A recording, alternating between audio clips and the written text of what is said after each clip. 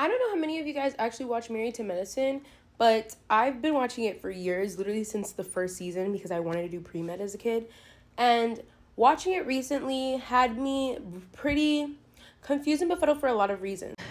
The Chase bill for last year, month by month. January. Mama, can I stop you right there? They're going the wrong way. Why does this have to be negative? It doesn't. It's factual information. Michael spent over $60,000 by himself on this card. The Chase bill. Were you and I wanted a car, I wouldn't be arguing with the person you're asking to buy the car. Based on what your mom is saying, that's what would be the ideal situation. So the only one here at the table with an actual graduate doctorate degree is me. And how I did it was I got scholarship money and loans. Your mom was not able to do the things for you that you are able to do for us.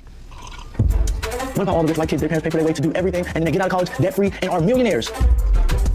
So what about all the white people who pay for their kids to go to school, be debt-free, and they still ain't doing shit? First and foremost, I come from a family where my mom, with her graduate degree, explained to us when we were kids that if we wanted to go to college, it was on us and our brain cells to get us into college. We do not come from a rich family. We do not come from a wealthy family. If you want to go to school, your brains have to get you a scholarship and grants.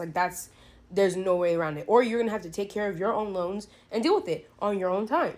But not to expect any money from my parents to go to college. So that was never something that we did. So to hear Dr. Simone's son, and actually the culture of her entire household, to essentially say oh, well, there's a lot of white kids who have their parents pay for them to go to school. One, that was very audacious for you to say. Two, for you to say when your mother is asking you, how do you plan on paying for law school? And you look at her and say, well, I have a mother who makes a lot of money, is crazy to me. I don't know how anybody could think to fix their lips to say some shit like that, knowing that your mother is working very hard. And at that point, honestly, at your age, how long it took you to do your degree, you should be going to school, finding ways to not burden her. Because if she does pass away while she's paying for your law school, you're screwed.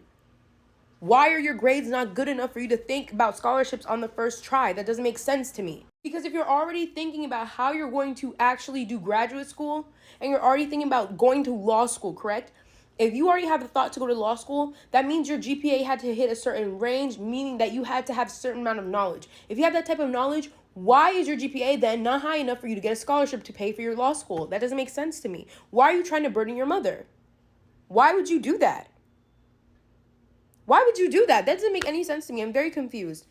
And it's alarming to me because the way that was his default, was how hard his mom worked and makes a lot of money.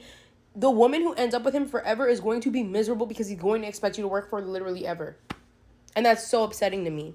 And for her husband not to stand up for her was very upsetting to me. It made me very upset. I don't know. Do you guys watch Married to Medicine? Is that something y'all watch? Let me know.